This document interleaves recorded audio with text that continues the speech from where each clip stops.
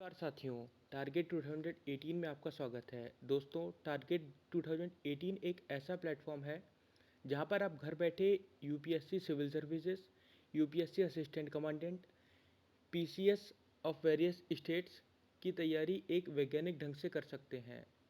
वैज्ञानिक ढंग आखिर क्या है और हमने इस शब्द का प्रयोग क्यों किया? सबसे पहले विज्ञान क्या है, साइंस क्या है? Science is a systematic body of knowledge, मतलब एक सिस्टमेटिक बॉडी है, ठीक है, ज्ञान की, जिसके अपने तरीके हैं, कुछ अपने सिस्टम्स हैं। जैसे ऑब्जर्वेशन, किसी भी इवेंट, किसी भी घटना को डिफाइन करना, ठीक है, एक रिसर्च को अंजाम देना, ठीक है, collection of data through the research, और उस कलेक्ट किए डेटा को एनालाइज करना।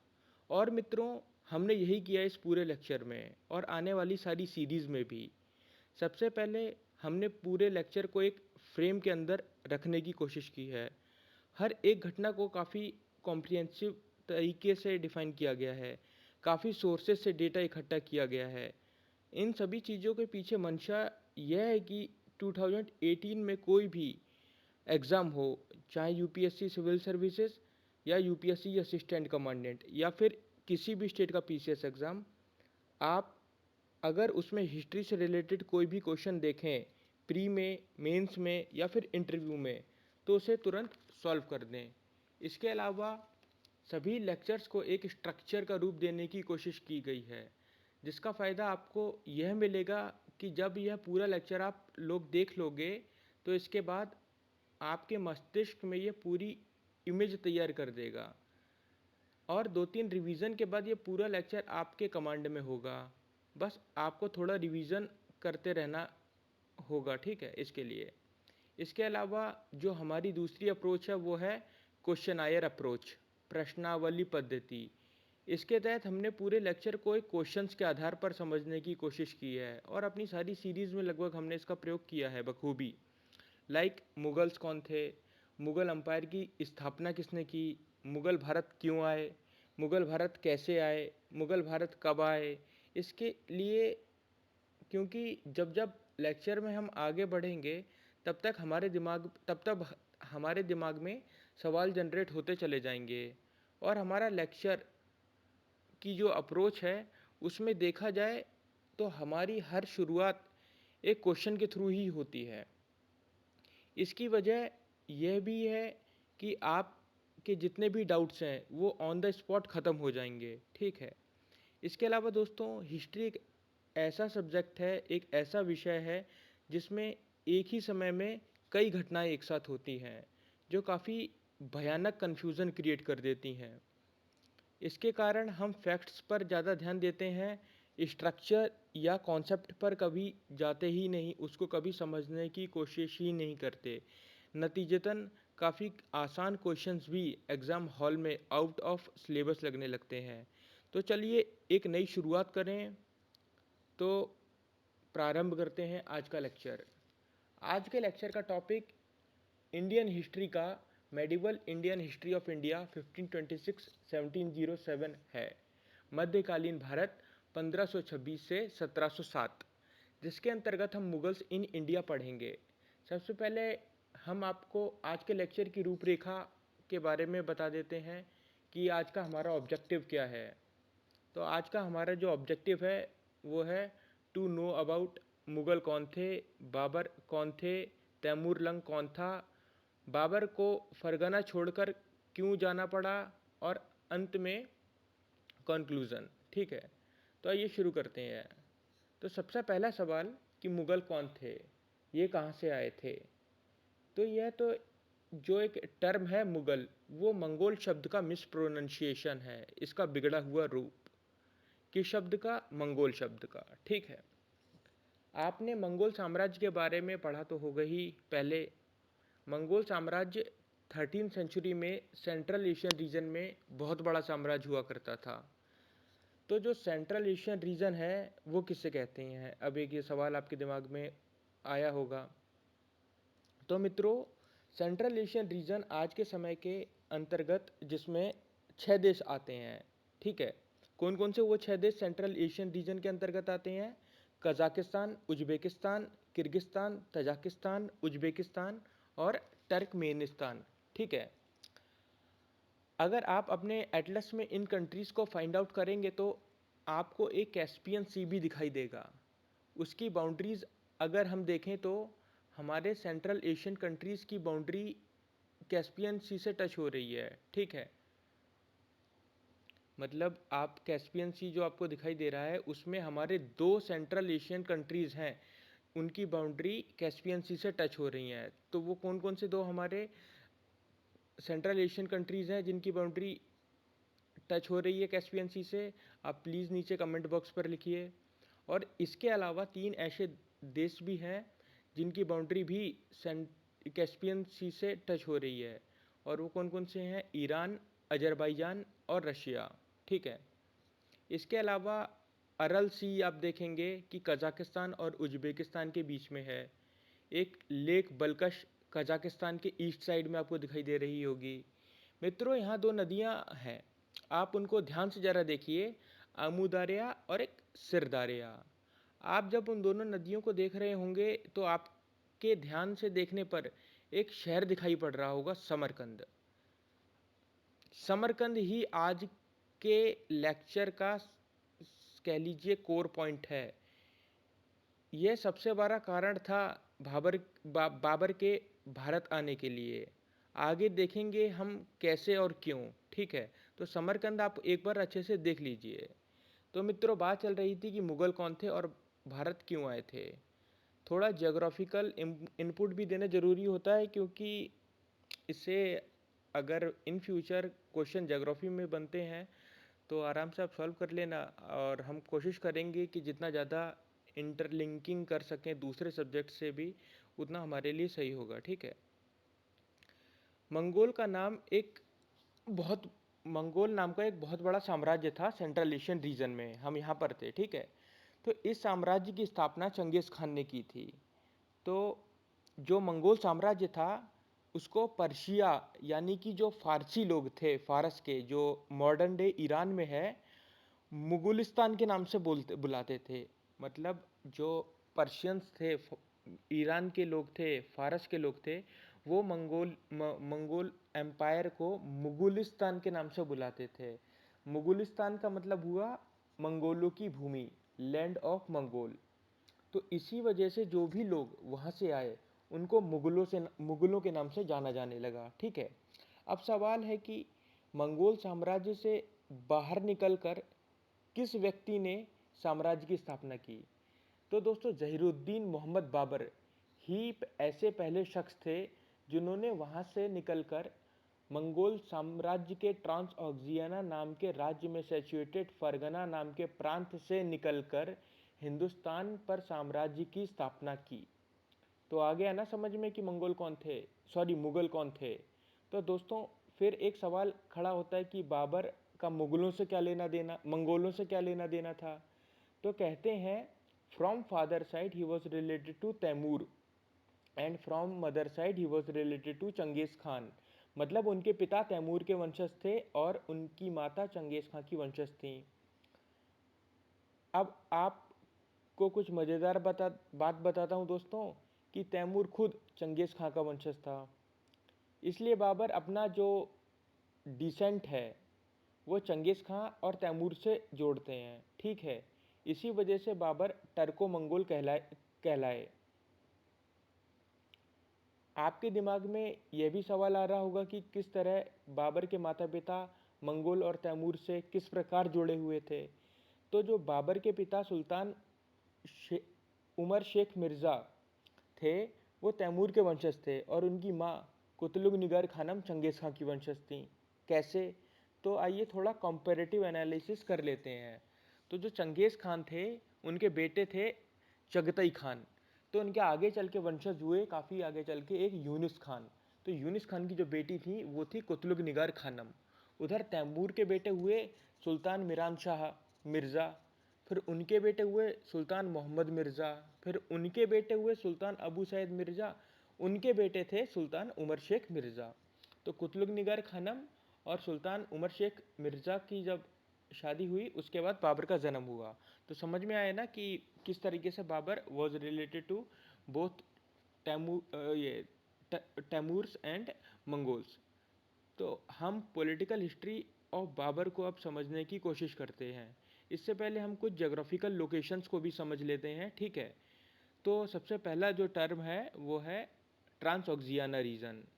तो ये जो रीजन है ट्रांसऑक्सियाना क्षेत्र, ये उज्बेकिस्तान, तजाकिस्तान, किर्गिस्तान और कजाकिस्तान वाला क्षेत्र है। ये दो नदियों के बीच आता है, एक आमू दारिया और एक सिर दारिया, ठीक है। तो जो ट्रांसऑक्सियाना के इम्पोर्टेंट सिटीज़ हैं वो दो इम्पोर्टेंट सिटीज़ हैं उसके, एक समरकंद है और दूसरा है बुखारा। दूसरा हमारा टर्म है समरकंद।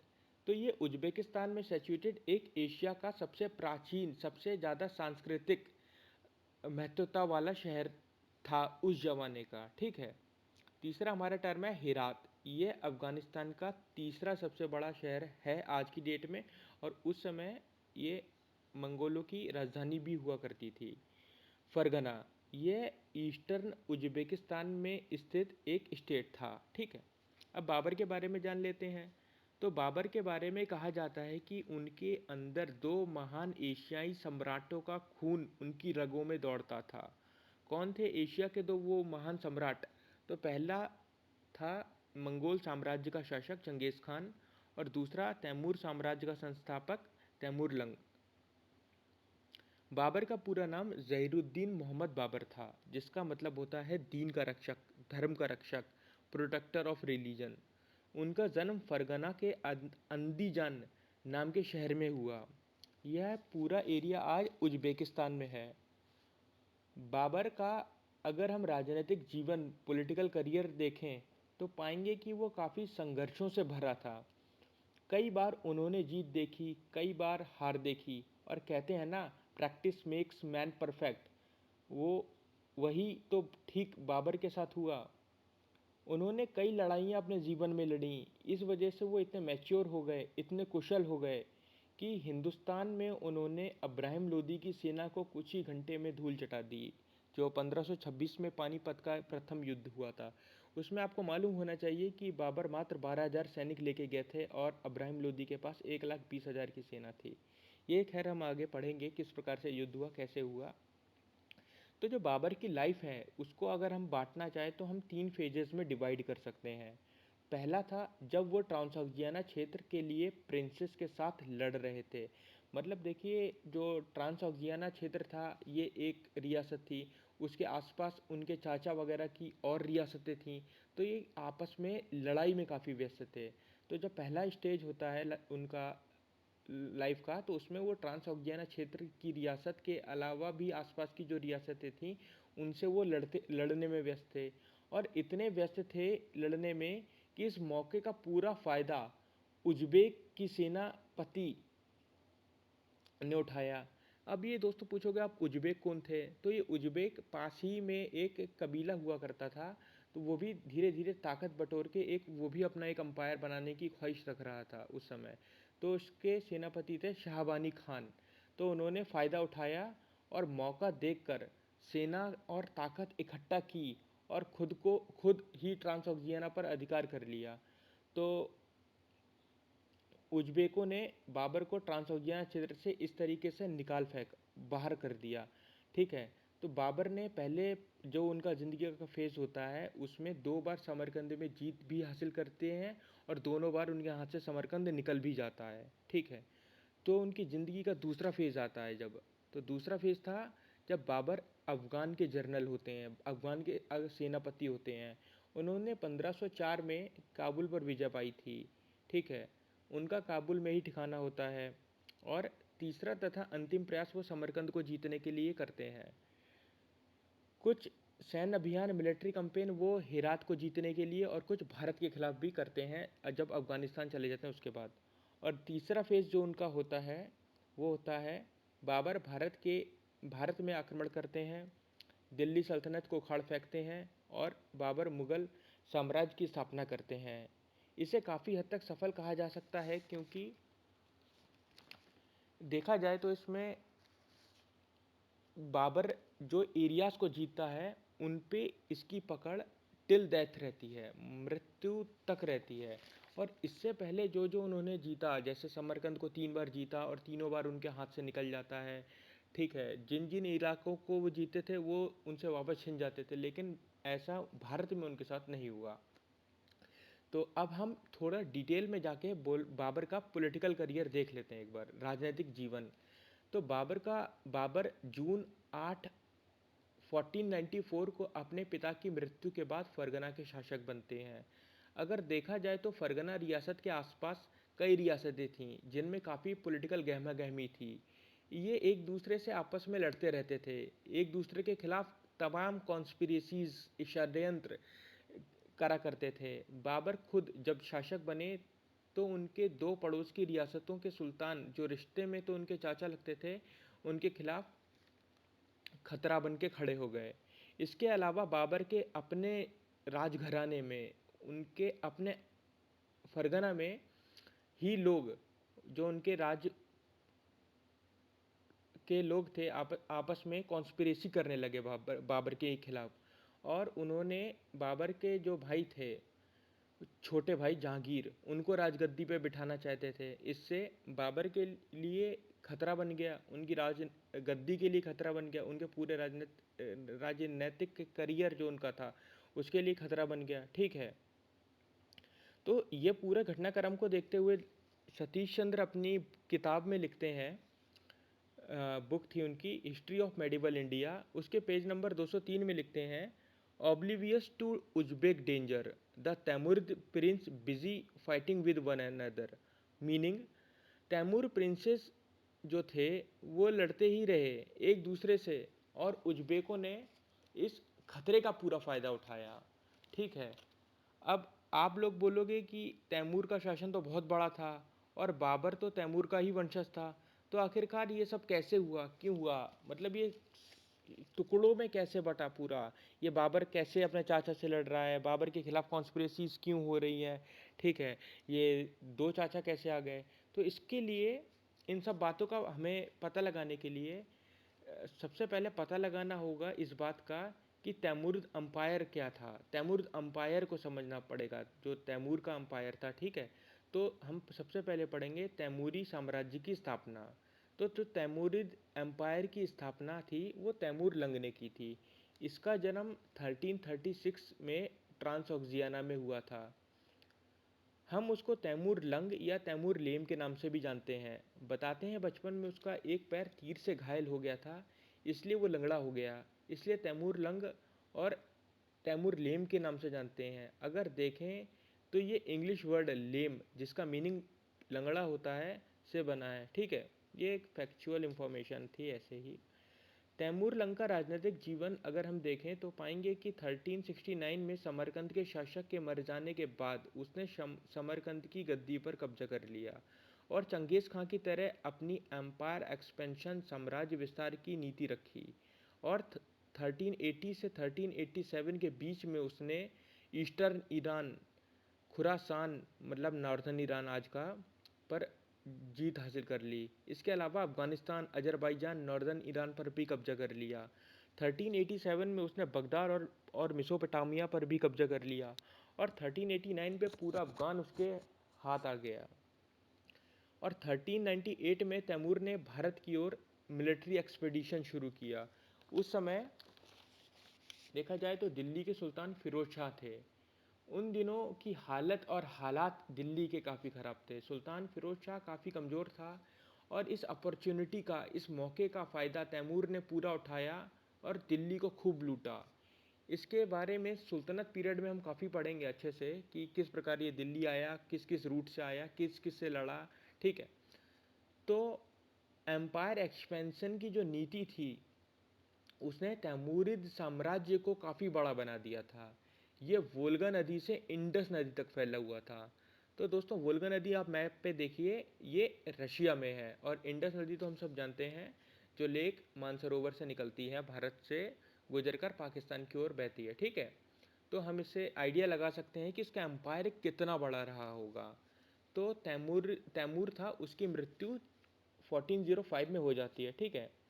तो तैमूर की एक बात और ये खास थी कि जब भी वो किसी देश पर आक्रमण करता था तो वो वहाँ का खजाना तो लूटता ही था, साथ में अपने साथ वहाँ के जो आर्टिस्ट हुआ करते थे वो अपने साथ वो ले जाया करता था। उसके बाद जितने भी क्राफ्टमैन वगैरह होते थे वो सबको उठा के ले जाया करता था। और जो उसकी राजधानी थी समरकंद, तो वो बोलता था कि शहर को अच्छे से डिज़ाइन करो, तो वो उनसे वहाँ काम करवाता था। तो इस वजह से समरकंद एक बहुत ही खूबसूरत शहर उस समय का बन गया था, ठीक है। तो खैर तैमूर के बाद उसका ग्रैंडसन शाहरुख मिर्ज़ा 1448 में आता है, और वो अम्पायर को काफ़ी अच्छे से मेंटेन करता है, काफ़ी ज़्यादा मतलब भव्य इमारतें बनवाता है, क्राफ्ट बनवाता है, आर्किटेक्चर बनवाता है, मूर्ति कला, स्थापत्य कला को काफ़ी बढ़ावा देता है। तो उस समय का जो सांस्कृतिक रूप से देखा जाए तो अम्पायर ये काफ़ी रिच हुआ करता था, ठीक है। तो उस समय जो समरकंद और Herat, they become cultural centre of the western Asia. और एक जो इस्लामिक जगत थी, इस्लामिक वर्ल्ड था, उसमें जो सम्राट हुआ करता था समरकंद का, उसकी अलग ही अपनी इज्जत हुआ करती थी। तभी तो हर कोई समरकंद छीनने के लिए उतावला था। हमने पहले देखा कि बाबर इसीलिए 3 बार समरकंद को जीतता है। उधर उज्बेक का जो सेनापति है शाहबानी खान, वो भी समरकंद को जीतना चाहता है। उधर हम देखेंगे, आगे बढ़ेंगे कि किस तरीके से जो ओटमन साम्राज्य है वो भी क्या कहते हैं समरकंद को जीतने के लिए उतावला है, ठीक है। तो तैमूरिद अंपायर अपने क्लाइमैक्स पे था, अपने चरम पर था। लेकिन वो कहा है ना माइकल डगलस ने काफ़ी अच्छी बात कही है, एवरी एम्पायर इवेंचुअली फॉल। हर साम्राज्य का हर साम्राज्य अंततः गिर ही जाता है। वो ठीक ही कहा है। तैमूरों की शक्ति भी कमज़ोर पड़ने लगी, और एक सबसे बड़ा इसका एक कारण और था साथियों, कि तैमूरिद के यहाँ एक ट्रेडिशन हुआ करता था, एक उनके यहाँ प्रथा थी कि जब पिता की मृत्यु हो जाती थी उसके बाद बच्चों में साम्राज्य का बंटवारा होता था। इस ट्रेडिशन ने चंगेज़ खां के समय से, ये ट्रेडिशन था जो ये चंगेज़ खां के समय से चला आ रहा था। तो आगे के लेक्चर में हम पढ़ेंगे कि किस प्रकार ने बाबर ने भी अपने बेटों में संपत्ति का बंटवारा करते हैं, ठीक है। इस वजह से तैमूर का पूरा साम्राज्य छोटे छोटे टुकड़ों में बंट जाता है, बहुत छोटे छोटे टुकड़ों में, ठीक है। और उस सदी का सबसे महान साम्राज्य जो किसी मोतियों और जो किसी कह लो मोतियों की माला की तरह टूट के इधर उधर बिखर जाता है, ठीक है। और मज़ेदार बात यह थी कि ये केवल बिखरने से ही कमज़ोर नहीं पड़ता, बल्कि टूट जाने के बाद यह आपस में सारी छोटी छोटी जो रियासतें होती हैं वो एक दूसरे से लड़ने लगती हैं। और ये पूरा अम्पायर धीरे धीरे पहले सफ़ाविद और फिर उज्बेक एब्जॉर्ब कर लेते हैं, ठीक है। और सारी रियासतें धीरे धीरे करके जीत जाते हैं। अब आप पूछोगे ये उज्बेक कौन थे, तो हम पहले भी इसके बारे में बात कर चुके हैं, लेकिन अब थोड़ा जान लेते हैं। तो उत्तर का जो ट्रांसऑक्सियाना क्षेत्र में रहते थे, ट्रांसऑक्सियाना के उत्तर में मतलब चाइना के आसपास वाला एरिया था, यहाँ पे ये उज्बेक लोग रहते थे। ये लोग इस्लाम धर्म को मानने वाले थे, ठीक है। और एक और बात कि बाबर वगैरह थे और ये जो सफ़ाविद वगैरह थे, ये उज्बेक लोग भले ही ये क्या कहते हैं इस्लाम को मानने वाले थे, लेकिन इन्हें असांस्कृतिक, अनकल्चर्ड, अनसिविलाइज्ड मानते थे, ठीक है। और ये सफ़ाविद कौन थे, तो ये वंश ईरान में था। ये लोग जो थे सफ़ाविद, ये अपने आप को प्रॉफिट मोहम्मद थे उनका वंशज बताते थे, ठीक है। तो 1507 तक आते आते जो तिमुरिद अम्पायर है उसने अपने दोनों क्षेत्र, इम्पोर्टेंट क्षेत्र समरकंद और हेरात, उसको खो दिया। और 1526 में ये पूरी तरह से ख़त्म ही हो गया। तो दोस्तों आप बोलोगे कि सर इसमें बाबर का भारत के आने से क्या लेना देना है, तो अभी कहानी बाकी है मित्र। हमने तैमूर साम्राज्य की हालत और हालात तो देख लिए। अब बाबर के बाबर पर भी हम थोड़ा नज़र दौड़ा लेते हैं। जैसा कि हम पहले देखा कि बाबर को 1494 में अपने पिता से फरगना की गद्दी मिली। असल में वो चारों ओर से शत्रुओं से ही घिरी हुई थी। और दोस्तों फरगना रियासत जो थी वो तैमुरिद ट्रांसऑक्सियाना के अंतर्गत आती थी, ठीक है। मतलब जो तैमुरिद ट्रांसऑक्सियाना थे उसके शासक थे सुल्तान अहमद मिर्ज़ा। और तैमुरिद ट्रांसऑक्सियाना का ही एक छोटा सा प्रदेश था फरगना। और उस फरगना के जो सरदार थे वो थे बाबर के पिता उमर शेख मिर्ज़ा, ठीक है। तो कहा जा सकता है कि सुल्तान अहमद मिर्ज़ा की अथॉरिटी में ही बाबर के पिता उमर शेख मिर्ज़ा काम किया करते थे। और इसके अलावा बाबर के जो डिप्लोमेटिक रिलेशन थे बाबर के पिता के, वो उस सुल्तान से अच्छे नहीं थे, ठीक है। और बाबर के पिता की मृत्यु के बाद सुल्तान अहमद मिर्ज़ा बाबर पर हमला कर देते हैं, ठीक है। बाबर अपनी रियासत को किसी तरीके से बचा लेते हैं, इसमें उनका लक भी बहुत बड़ा साथ देता है। और उधर फरगना के नॉर्थ में, उत्तर में जो मुगलिस्तान था, जो ये जो रियासत थी मुगलिस्तान मुगालिस्तान, तो इसमें एक रियासत और थी दोस्तों फरगना के नॉर्थ में, मुगालिस्तान नाम की, ठीक है, उत्तर में थी। तो इसकी राजधानी थी दोस्तों ताशकंद। तो इसके जो शासक थे वो बाबर के मामा सुल्तान महमूद खान थे, ठीक है। और फरगना के पास ही हिसार नाम की एक और रियासत थी, वहाँ पर उसके छोटे चाचा सुल्तान अहमद मिर्ज़ा सुल्तान थे। बाबर के सबसे छोटे चाचा अली बेग मिर्ज़ा, वो काबुल में वो क्या कहते राज करते थे। अब आप बोलोगे कि फरगना के आसपास की रियासतें हम क्यों पढ़ रहे हैं, तो इसका मकसद ये है कि हम ये जान सकें कि बाबर किन सिचुएशंस में राज कर रहे थे। चारों ओर से खतरा, अपनों से खतरा, और इसके अलावा सफ़ाविद ईरान से खतरा, समरकंद की ओर से खतरा, ठीक है। उधर उज़्बेक आकर घेरना शुरू कर दिए। और हाँ, इधर ओटमन मतलब वेस्ट पश्चिमी दिशा में थे, उनसे भी खतरा। मतलब चारों तरफ से देखा जाए तो बाबर घिर ही चुके थे, और उन सब की नज़र केवल एक ही जगह पे टिकी थी, और वो थी समरकंद। अब आखिर बाबर करते तो क्या करते हैं, चारों तरफ से तो घिर ही चुके थे। ट्रेजिडी तो देखिए बंदे के साथ, 14 साल की उम्र में शासक बन गए, और हर कोई उनकी छोटी उम्र का, कम एक्सपीरियंस का फ़ायदा उठाना चाह रहा था।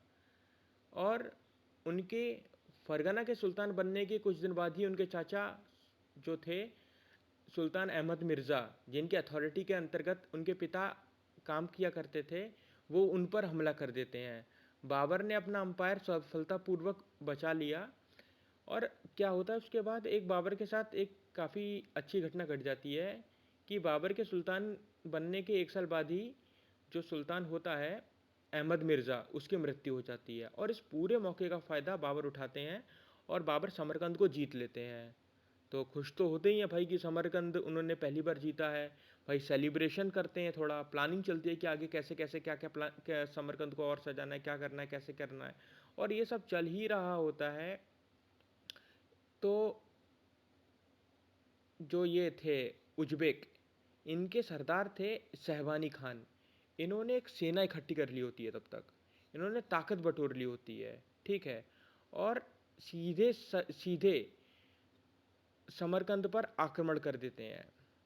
मतलब बाबर उधर प्लानिंग में व्यस्त रहते हैं, सेलिब्रेशन में व्यस्त रहते हैं, और उधर ये जो था उज्बेक का सेनापति सरदार शहबानी खान, वो एक आंधी की तरह आता है और एक एक करके सारी रियासतों को जीतता चला जाता है, और बाबर का समरकंद भी जीत लेता है।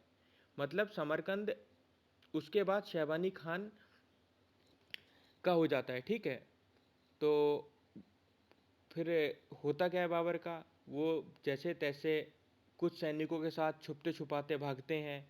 अब सबसे बड़ी बात कि जाएं तो जाए कहाँ, उत्तर में जाएं पश्चिम में जाएं, वो तीन तरफ से तो घिर ही चुके थे।